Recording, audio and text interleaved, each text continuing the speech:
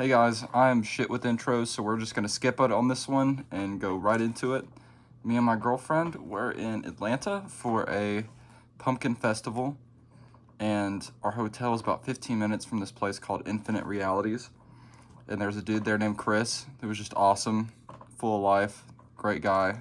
He clearly ran the shop, and their whole store was awesome. It was very well organized. They had a 25-cent, a dollar bin, and about anything. They had keys and everything pretty much.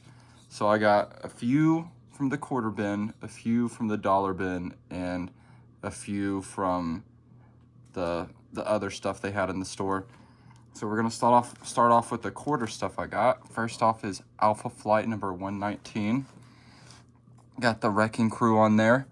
I actually really like I like the Wrecker and Absorbing Man. The rest of the Wrecking Crew is just kind of awful. I mean, they're not awful, but they're not the coolest supervillains ever. But I do really like Alpha Flight. I'm trying to piece together this whole run. I found number 1 in Florida for like $2. And it's not in the greatest condition, but I mean, that was like and I got Lady Deathstrike's first appearance for $3. So those are the two main keys. So the rest have been pretty easy. You can pick them up for like $1 or less. I got this one for 25 cents. And then we got number 120, which Sasquatch looks like he's really pissed off at something. And I don't even know the full team. I don't know who the guy with the Theo Von mullet is on there. But Alpha Flight's basically like the Canadian Avengers, or no, they're more like the Canadian X-Men. But they're just a fun team. I really like Guardian. Really like Sasquatch. Puck's awesome. Everyone likes Puck. So we got number 120. And then after that is the Deadly Duo number 2. All I did was see Savage Dragon in the corner, and I was like, well, I gotta get that. Gotta get all the Savage Dragon stuff I can for cheap, for 25 cents. You can't beat that. I don't even know if this is really related to Savage Dragon, but he's there, so why not pick it up? And then this one definitely has something to do with Savage Dragon. The Dragon, Blood and Guts number 2.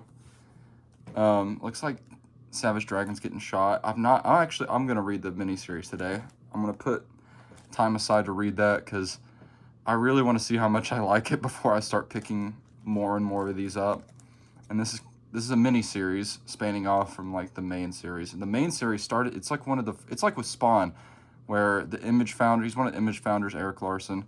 Him and Todd McFarlane started a series and then haven't dropped it since. Spawn's like on issue 350, and Savage Dragon is like in the 260s, I want to say.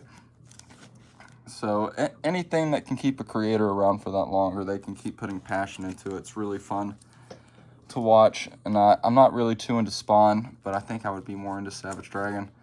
Then we got Ex Machina number 2. I don't know if this is based off the movie, or if the movie's based off this, or if they have nothing to do with each other altogether, because the covers I've seen of later issues of Ex Machina are like steampunk, which is not at all what the movie's about. So who knows, but the cover's really cool. It's a number 2 issue for 25 cents. And Brian K. Vaughan's the writer, so I've always been interested in picking this up to see what it's about, but this is where I was like, well, now I have to get at least number 2, why not? This issue I already had, but Oblivion Song, that's a glare. Oblivion Song number 3. Yeah, like I said in the last video, Robert Kirkman writes it. Love Robert Kirkman. Hoping to see what that's about. Number 1, I can't seem to find for cheap. Don't think I'll ever, but why not? Savage Dragon number 3. Not from the miniseries, but from the ongoing. For 25 cents. How could I not? That villain looks kind of weird. I mean, I don't see his face, so I can't really say that, but he's got no shirt on, but he's got sleeves with gloves and long white hair. Really interesting design choice. Then we have number 23, where Savage Dragon looks like he had a sex change, or some comic book stuff happened and he got turned into a girl for a small period of time. But I'm going to have to check what that's about. Everyone's hair in Savage Dragon is wild. Then going to DC stuff. Got a couple of these Azrael, Agent of the Bat, or just Azrael Volume 1. Azrael might be my favorite DC hero. He's, it's really weird to explain how he works. He's just a vigilante in Gotham, but he's brainwashed by a church that's in Gotham that has, they do some sinister things on the side. And Azrael's just kind of, he reminds me of Moon Knight. That's probably why I like him. And his costume design's sick. I don't like, you're about to see what the costume, he's burning the old one right there, but the new one sucks ass. It's awful. Speaking of which, there it is. Number 53, and there he is in his awful new costume, getting tortured by the Joker, because the Joker didn't like the costume either. It's just, if you see the original, I mean, you're going to in this haul, but this is nothing compared to what his other costume looks like. Got number 54, Oracle and the Dance of Death. Oracle's Jim Gordon's daughter. She gets paralyzed in The Killing Joke. I don't know if that's a spoiler or not at this point. It's like 10 or 20 years old. Number 55. Number 58. This cover is fucking awesome. Look at that. Got like The Haunting of Saint Dumas. An old Crusader guy. Skeleton Man on fire. That's a really cool cover. Be even cooler if he was in his original costume, but I'll stop bitching about that because it's about to stop soon. Number 59, Catwoman breaks into Gotham, which she's been in Gotham. I don't know how she could have broke into it if she's just there to begin with. And then number 66, that is the old costume, which looks way better. The golden gauntlets with like blades at the end of them that are on fire, and the red and gold. Just way cooler. Back to basics. I'm assuming this is when he changes back to the costume. And then we've got him fighting the old costume in issue 68. Nothing really else to say about that except I hope the old costume wins, which it looks like it does, because in 78, there he is in the old costume. Captain Death strikes again. Captain Death looks lame as hell. I don't know who that is. But he's about to get the one up on Azrael, I guess. After that, we got Talon number 4. I don't know much about Talon. He seems like a cool character. The Court of Owls seems really cool. I actually have most of Scott Snyder's Batman run from the New 52, so I need to check that out. But it looks like he co-wrote, Scott Snyder wrote this series as well, but he co-wrote it with James Tynion IV, and I love James Tynion IV. I pick up almost everything he puts out. Not all of it hits. I don't continue reading everything. But he writes Something's Killing the Children, which is one of my absolute favorite ongoings right now. And, I mean, it's fallen off. It's not as good as what it used to be. And, like, the first 15 issues, I would actually say more like the first 23 issues. But, I mean, he wrote Wind. He wrote, Department of Truth people like. I'm not really too into Department of Truth, but he's once I think of more, I'll blurt it out in the video when I remember it. Talon number 6. And Scott Snyder also just recently wrote Absolute Batman number 1. I was going to do a weekly comic book review starting last week, but it's a little too late for that now. I'm just going to start it next week, start doing the new books. But Absolute Batman was like, if Guts from Berserk put on the Batman uniform, it's fucking awesome. He take, like, the big bat symbol, he has this, like, nightstick that he attaches to it, and the bat symbol becomes a giant axe that can just come off of his chest. So cool. And then we got number 7. Court of Owls just standing over him. They're like Gotham's underbelly that kind of run things in the shadows. And they're always up to no good. And then, still at 25 cents. All these have been 25 cents, by the way. Talon number 8. He looks pissed off at the court. The court has numbers, though, and they've got a lot of people. I don't know what he's really going to do against them that's any good. Maybe he does. I need to read it. Number 9, going against Batgirl, Batwoman. I don't know what she goes by. Or I guess the Birds of Prey. They're on a team. Really lame team, in my opinion. But I'm probably going to get crucified for saying that. I'm not a huge DC guy, so I can't really speak on how lame or not lame some of these people are. Number 13. And they had more after issue 14, but after issue 13 and 14, it didn't look like James Tynion. Scott Snyder dropped out at some point during the run, and I couldn't find James Tynion, the Force name on anything after issue 14, which, speaking of, there's issue 14. But after I didn't see his name on anything else, I just didn't pick it up. Didn't have much interest after he left. And then I wasn't sure if I had this one or not, and I didn't, so that's awesome. Vigilante, number 12, I think from volume 3. Vigilante's a really fun character. I've not read any Vigilante yet. I only know him from the Peacemaker series, which I've heard he's different in the comics than he is in Peacemaker. But his character in Peacemaker is so fucking funny. And if you've not seen Peacemaker, please check it out. It's directed by James Gunn. Such a fun time. Made me and my roommates at the time laugh our asses off. Great show. So because of that, I've collected more Peacemaker and more Vigilante. This is where we get into $1 books. I paid $1 for a lot of these next ones. This one is Future Imperfect, number 5. It continues off of like the Maestro stuff, which continues off of the Incredible Hulk run that he did in the 90s, which there is a shit ton of that in here that I got.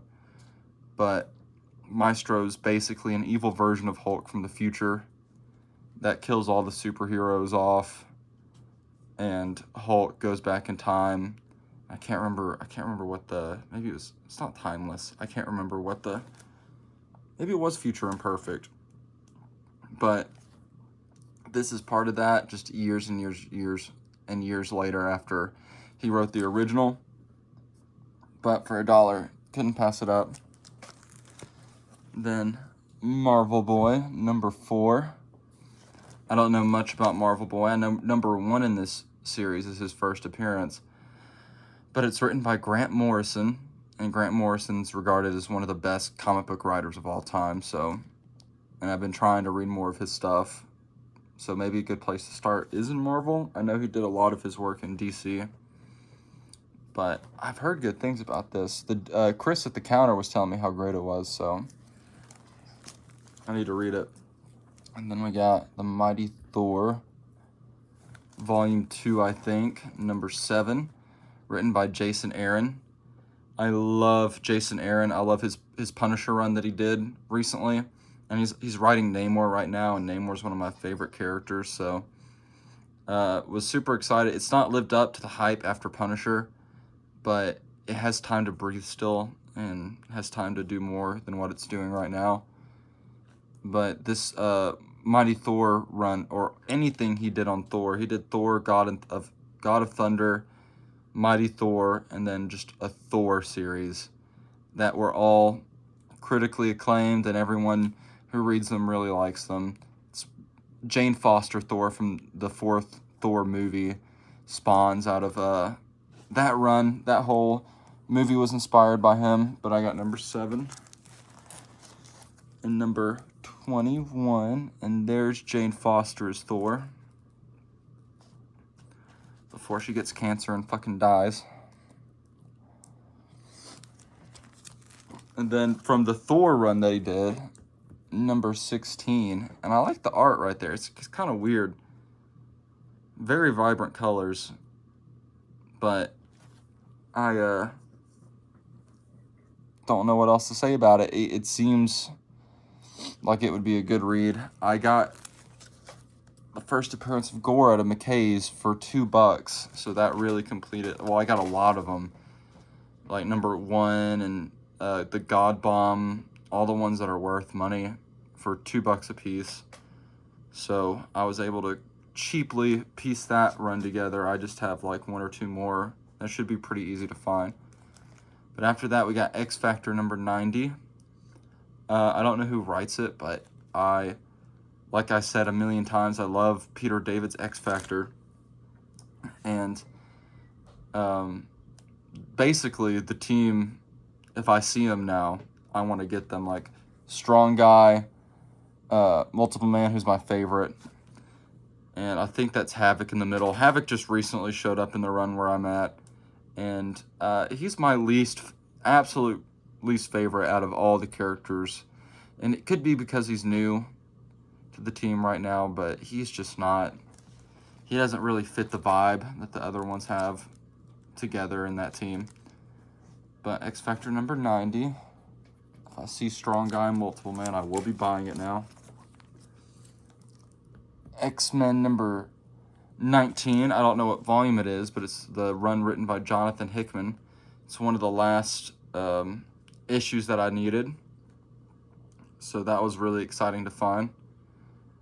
I wasn't sure. I had a few issues that I wasn't sure if I had or not because of my CLZ app, which helps you keep up with your collection.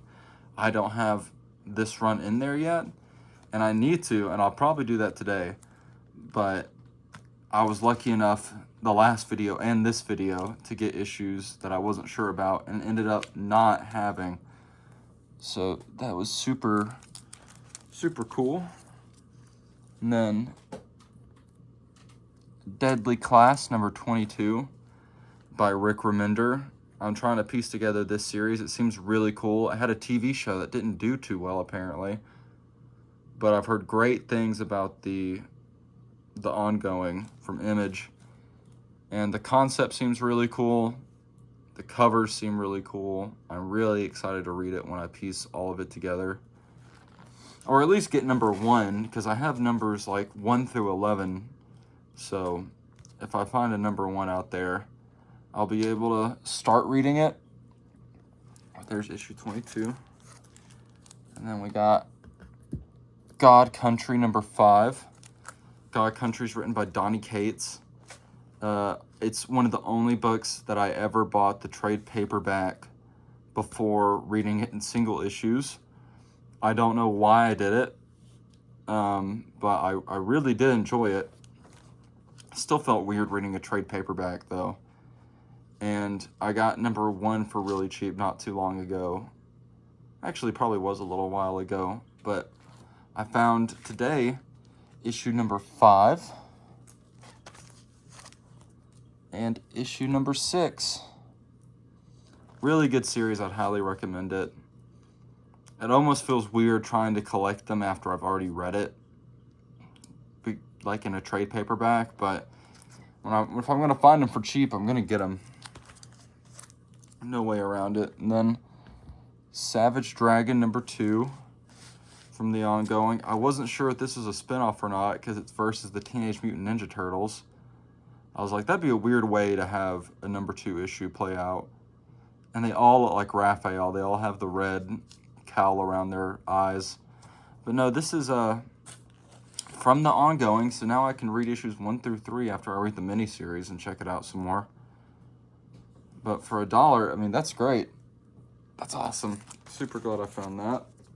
And then Undiscovered Country, issue number 2. I see these for cheap all the time and I don't pick them up.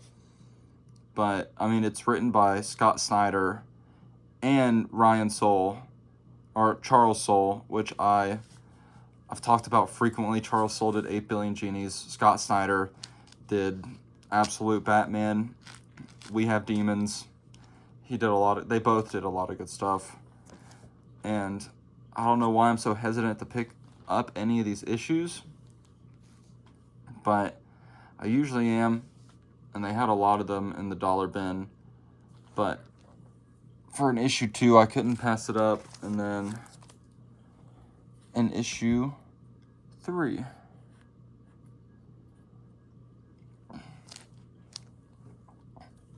I'm not really sure what that story's about, but I will find out. Now we go on to stuff I paid over $1 for, which I would like to say I don't do often, but I do quite a bit. My girlfriend actually pointed this one out for me, and I was so excited that she felt very happy about finding it.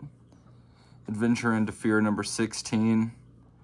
I love Man-Thing. Me and Ryder get into arguments all the time.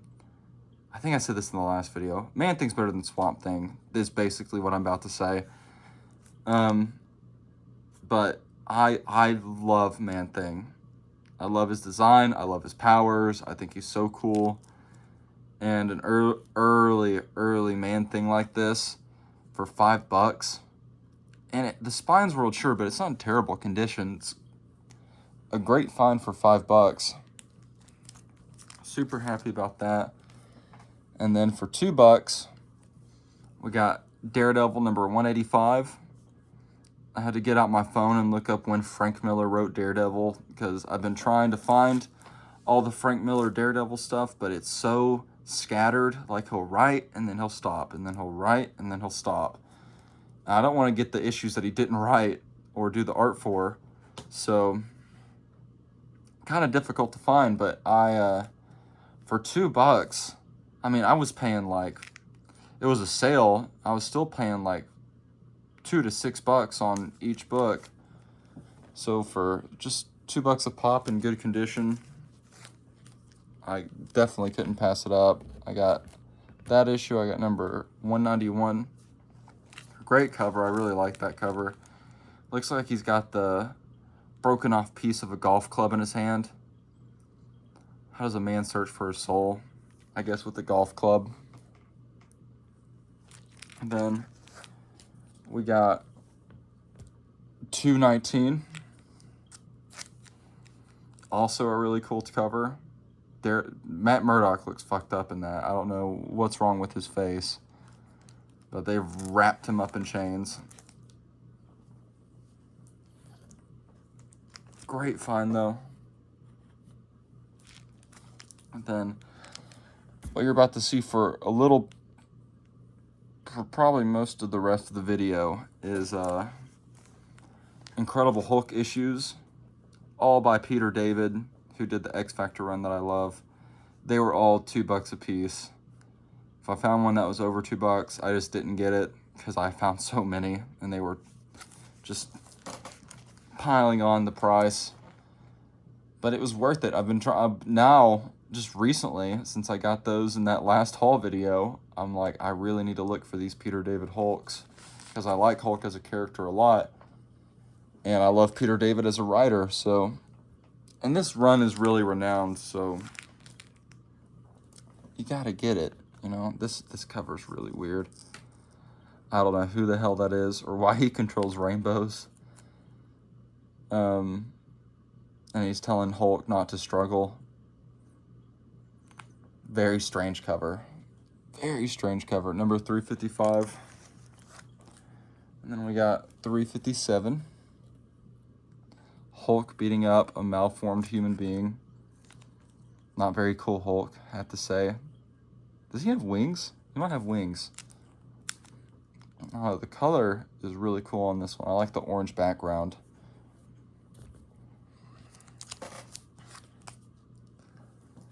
And then 363 with the gray gargoyle. Oh my god. The gray gargoyle has turned the Hulk into unmoving stone. Too bad no one told the Hulk.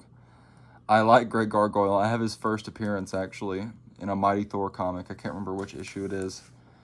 Very, I mean, he's not a super powerful character. He's just has the Midas touch with stone, but he's a fun character. And then we've got Incredible Hulk number 367 with a funny-looking villain in the back. I don't know if you can see it. His little face that he has on is like the downwards thumb. Bruce Banner's getting covered in sand. And it makes it out like he's about to die, but if there's not much sand left in the hourglass and his head's still exposed, I think he'll be fine, honestly. The Madman. I don't know who the Madman is, actually. Then we got number 382. Hulk's gone batshit insane from the looks of it. He's got blood on his hands. He's got a Giga Chad face. Maybe joining the Pantheon isn't such a good idea. I've heard about the Pantheon. I have no clue what they're about.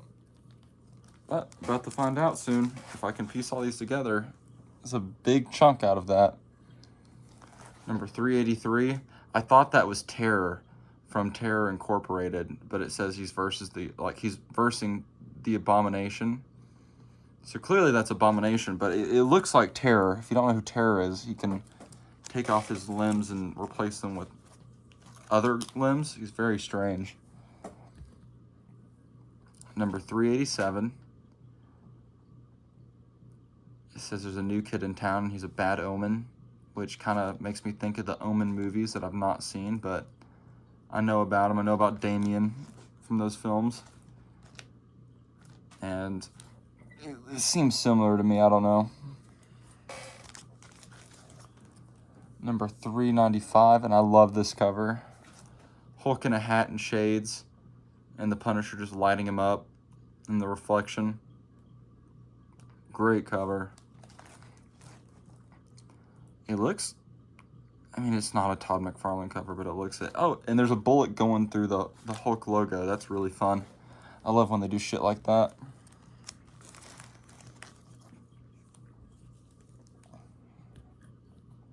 $396.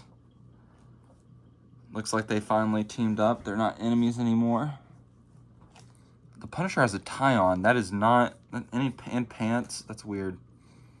But it says featuring the Punisher, Mr. Frost, and Mr. Fix-It. Punisher's on the cover. Mr. Frost, I have no... Oh, I guess that's his fist. I didn't even know there was a fist right there until saying that. And Mr. Fix-It is Hulk, so I don't know. He's just part of the comic. He's not featuring in it. $398 with the leader's fucked up head, giving a cheesy little smile.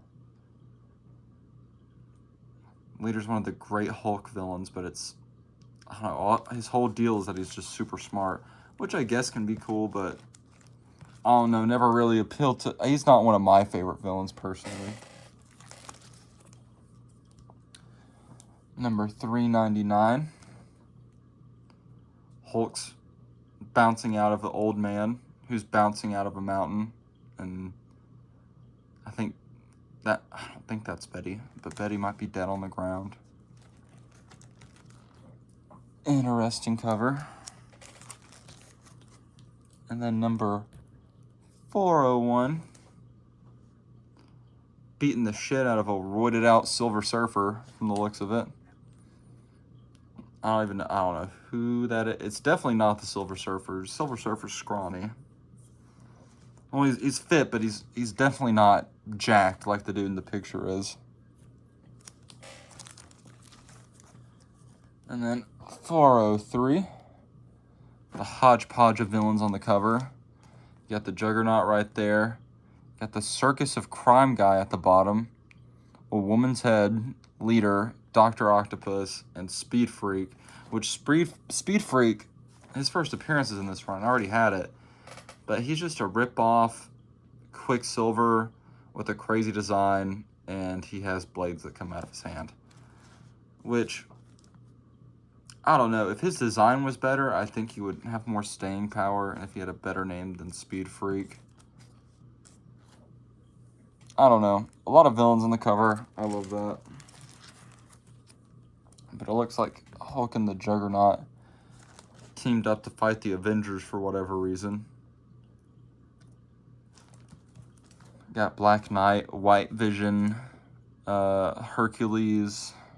That might be Mantis in the lower right corner. And that could be Crystal from the Inhumans with an Avengers jacket on for whatever reason. Hulk's fighting all the heroes. Now he's after Nick Fury. This is at the point where I think Hulk and Bruce Banner join to have like a shared consciousness. But that's issue 411. And then we got 415 with the actual Silver Surfer on there.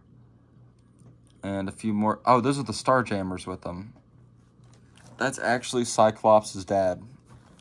Spoiler alert for like a 40-year-old comic book, but the Starjammers they're a neat team. I don't know much about them. I don't like their designs too much. The only one's name I know is Corsair right there. Besides that, I don't know any of their names. I like the space thing that was on the border, like in the last video. Then we got 419 battling, I guess the Super Skrull, or just a Skrull in general. If it's just a Skrull, Hulk's about to destroy him. Got 422. Looks like a mix between Thor and Hulk titles together. I don't know who the guy from that is. That cannot be Thor. Thor has blonde hair. You can't fool me. But he has a hammer, and he's Nordic. So, maybe you can fool me. I don't know. Then we got 423. A great cover. I love this cover. I just like Hela and her design. She's sick. Such a cool villain. Probably one of my favorite villain designs in all of Marvel. I think she's kind of underrated. But Hulk number 423. Great Hela cover. Hulk actually might be in trouble in that one. And then 424.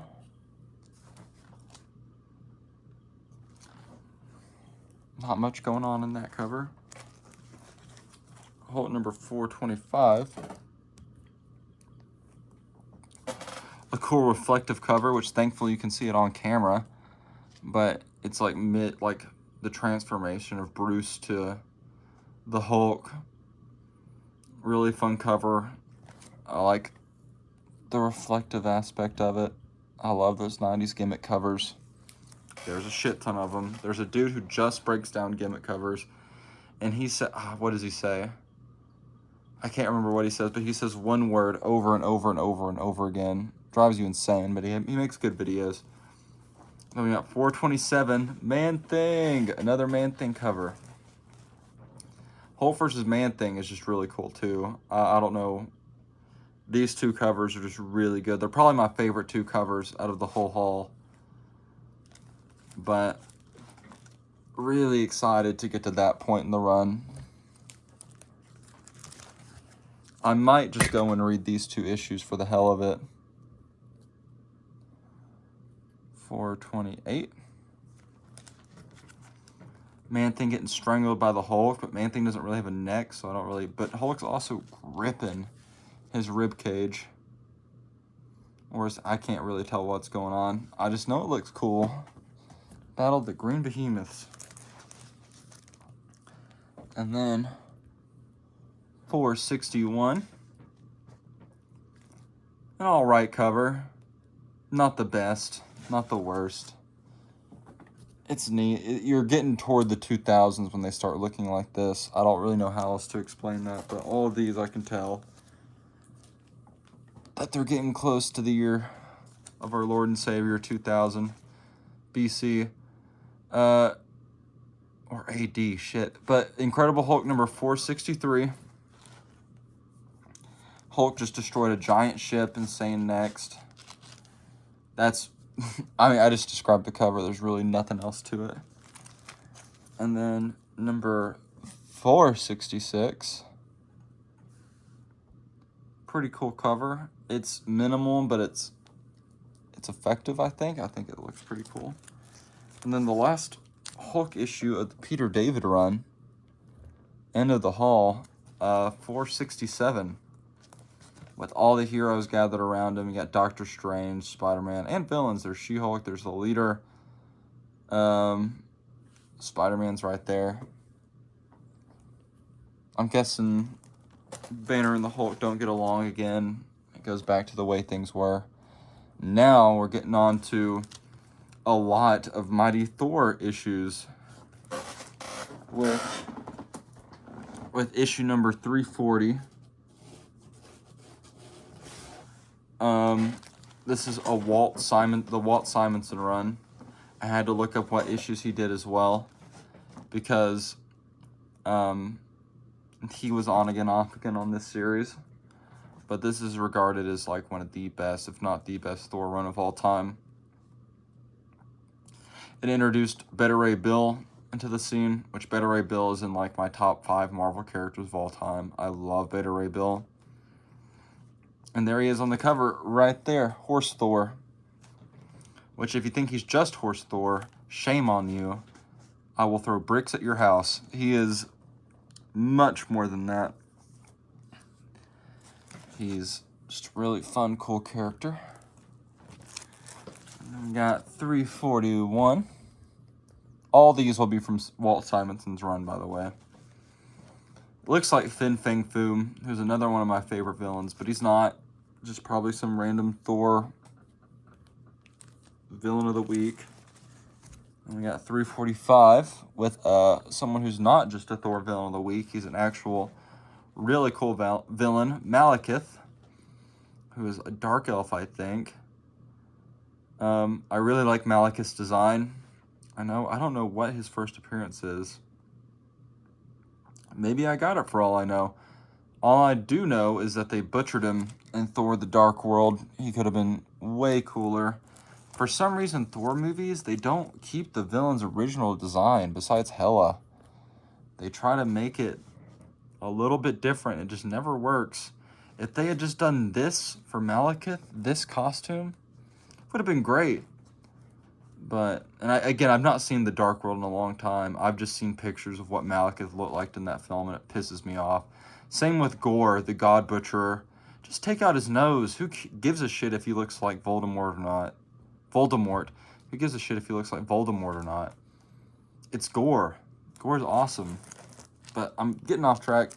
Thor number 347. Then we got 352. Looks like the Fantastic Four, Beta Ray Bill, Vision, and the Warriors 4, and Colossus from the X-Men. That's a stacked book. And there's Photon flying in the background right there. If you don't know any of these characters, this is gibberish to you, but just know Beta Ray Bill's here. And that does make everything better. 353. Loki to the left, being a little shit like he always is. And whoever that is, I don't know. That could be Odin. Probably is Odin.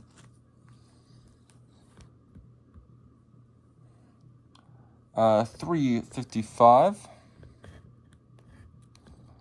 Wrestling. Thor's wrestling. When I looked at this, I was like, oh, this is 2 guys wrestling. And then I realized how big that guy is compared to Thor. He's huge. I don't know who he is. I'm going to have to read it to check it out. 361. I assume that's Cerebus. Could be wrong, but I got a feeling I'm right. Which Greek mythology is also a part of Marvel, though they're not as popular as Norse mythology by far. 362 with what is his name? God, that's I can't remember. I really like this character. He was really funny in the Beta Ray Bill miniseries. 367. I don't know who that villain is right here, but he looks really cool. I actually think his design is really cool. So I'm excited to see what that guy's about. 368. I'm still just paying $2 for all of these, by the way. All of these were just $2 a piece. So when you can fill out Walt Simonson's Thor run, Frank Miller's Daredevil run, and Peter David's Hulk run for $2 a piece, you do it. We got the Mighty Thor, number 368, Fate of Balder, who that's not how I normally associate Balder to look like, but he's a cool character. I like Balder. 369. Looks like him and Thor and Balder have some differences. There's a little crease in the middle of that, I'm realizing. But that's okay, just $2.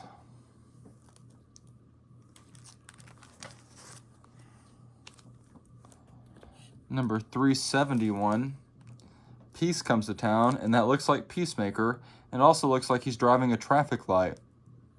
Very weird. Very, very, very weird. I do not like the look of that guy whatsoever. I don't think Thor does either. Thor looks pissed. Just staring off at me or whoever's watching. And then we got 373.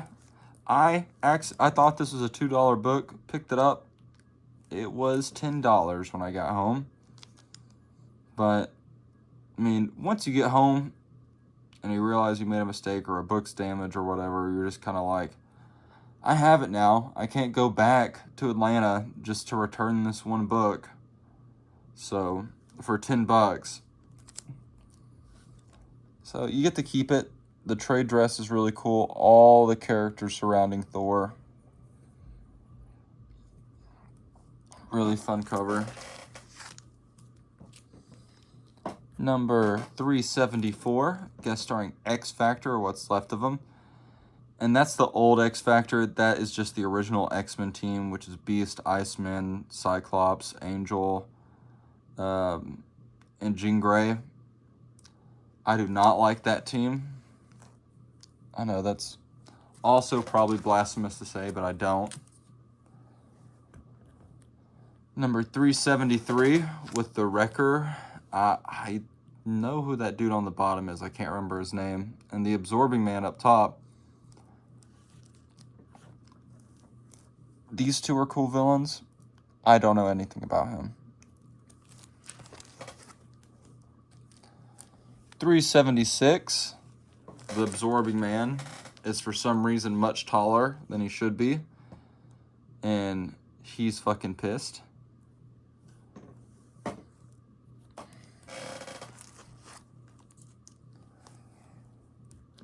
$377.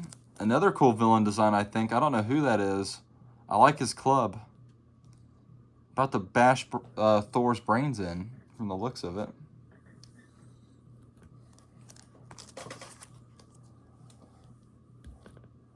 $380. Just Thor fighting a huge dragon.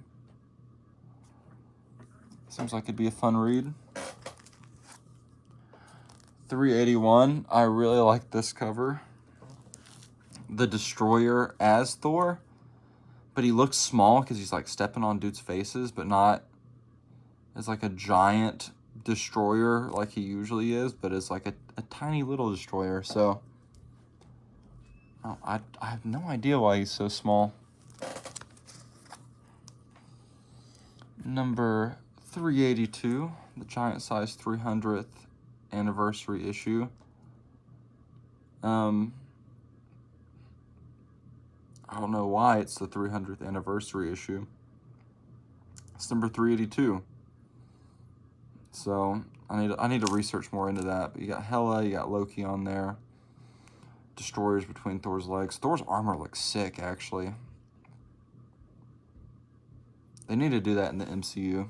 I think that would be cool. They've butchered so many things lately that they need to do something interesting. And then finally, the last two comics of the whole haul. Animal Man, oh my god, Animal Man number 11, written by Grant Morrison. Animal Man is really interesting. It's regarded as, some would say, the best run of all time, which is strange for a character like Animal Man, but apparently it's really, really, really, really good, and it was way ahead of its time. And it made me interested. I only have one more issue after this and the next one I'm about to show you before I've completed my run. And then I will be reading through it. Might make a review on it. Who knows? Might piss a lot of people off if I don't like it. And then number 12, Animal Men. Reminds me of Multiple Man, like a Multiple Man cover. him arguing with all his different selves. Looks like they kind of copied it though. That one is almost, well, no, they're a little different. Some of them look the same and some of them don't look the same at all. These two look almost identical. But that is the haul. Those are all the books I got. I appreciate whoever watched for watching, and I'll see you next time.